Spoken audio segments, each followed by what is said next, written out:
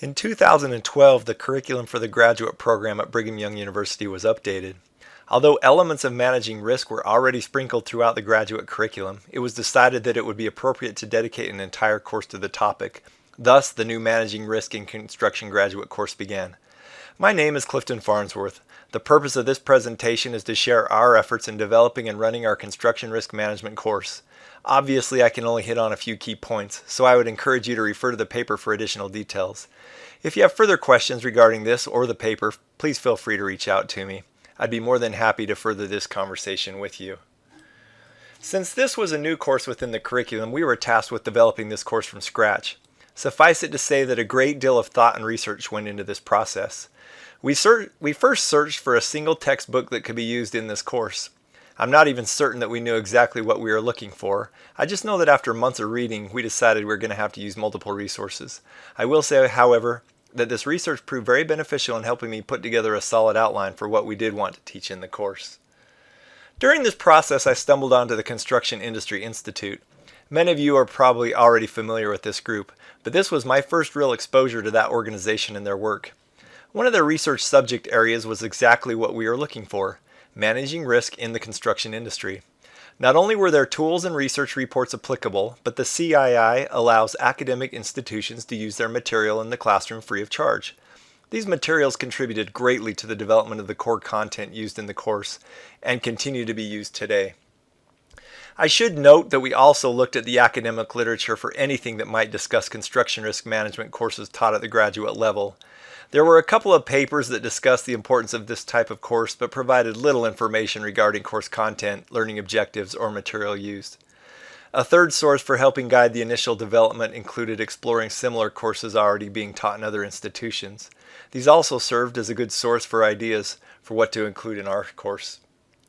Because of the challenging processes associated with the development of this course, I felt it would be useful to provide this paper as a brief case study to help others who may also be interested in developing their own course or strengthening an existing course.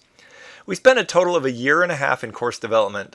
The first offering took place in early 2014 and it has now been taught a total of 6 times. Although a number of modifications have been made to the course throughout the years, the course has now reached a reasonably stable point. The biggest drivers for that evolution have come through student and industry feedback. Before looking at student feedback, I'd first like to spend a few moments briefly summarizing the key topics that are currently associated with this course.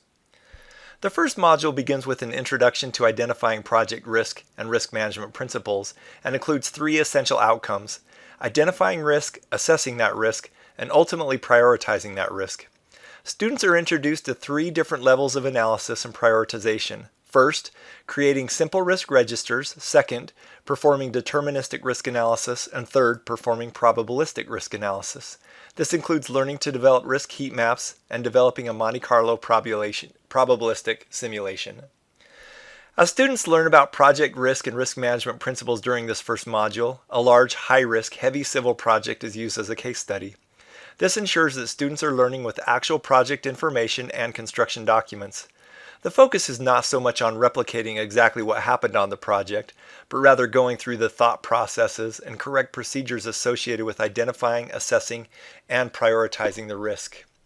The next module within the course has 3 principal components: equitable risk allocation, contract-related risk, and using insurance as a means of managing risk. The students then receive their second case study project to perform. This time students are given the construction documents, including the contract, plan set, and specifications for a large commercial building. For this project, students incorporate all tools and concepts covered through the first 2 modules. While students work on completing the final project, the course content shifts to the final module, which is principally associated with management-related risks, including managing uncertainty and expectations, trust, and resiliency. One of the most important elements affecting the evolution of this course has been feedback received by the students at the end of each semester.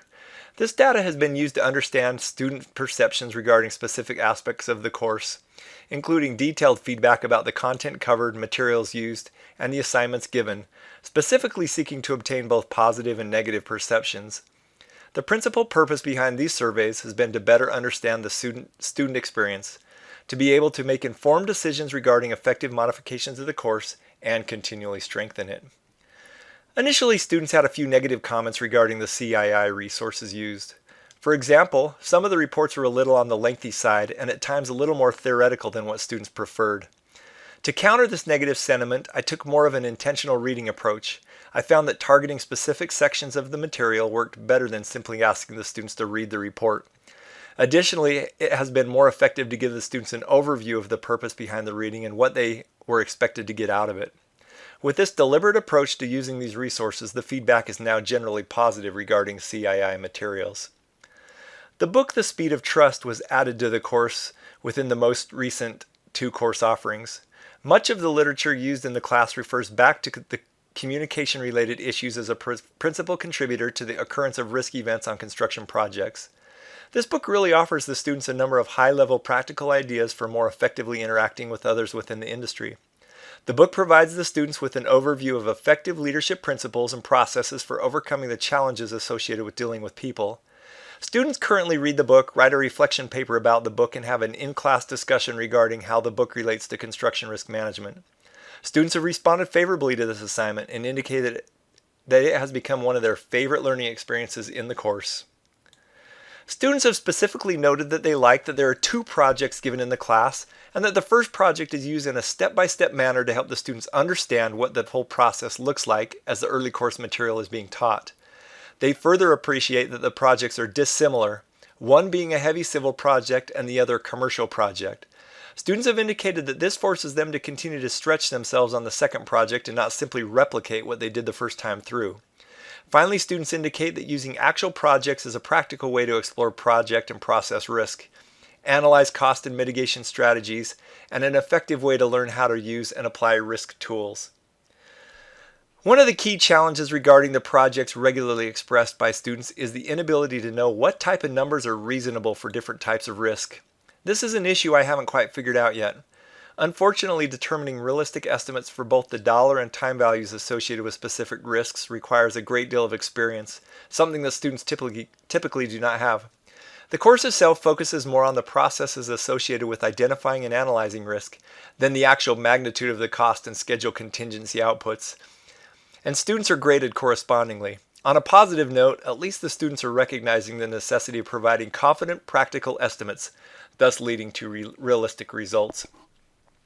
Helping students understand insurance and contracts with regard to managing construction risk continues to be one of the more challenging aspects of the course. The most meaningful learning experiences seem to have come from guest speakers. However, finding the right guest speakers to complement course content is key.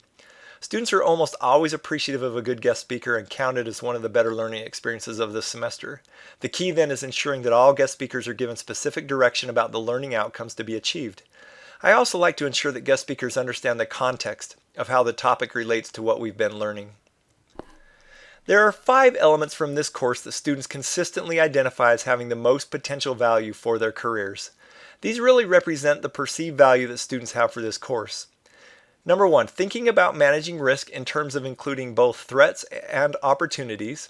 Number 2, the ability to recognize risks and prioritize them effectively.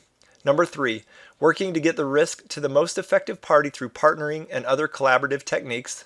Number 4, recognizing that different yet equally important perspectives exist between owners, contractors, and engineers. And number 5, recognizing that construction risk goes beyond the project risk and includes relationships, communication, and business level decision making. In conclusion, I offer up the following lessons learned. First, teaching the course through a project-based approach using multiple and very different construction projects provides a great platform for learning. Second, construction risk management resources made available by the Construction Industry Institute serve as exceptional teaching materials and tools. Third, insurance and contracts, at least for me, tend to be the most difficult topics to teach and can greatly be enhanced through industry involvement. And finally, students ultimately provide favorable feedback regarding their experience and overwhelmingly find value in this course as part of their graduate education.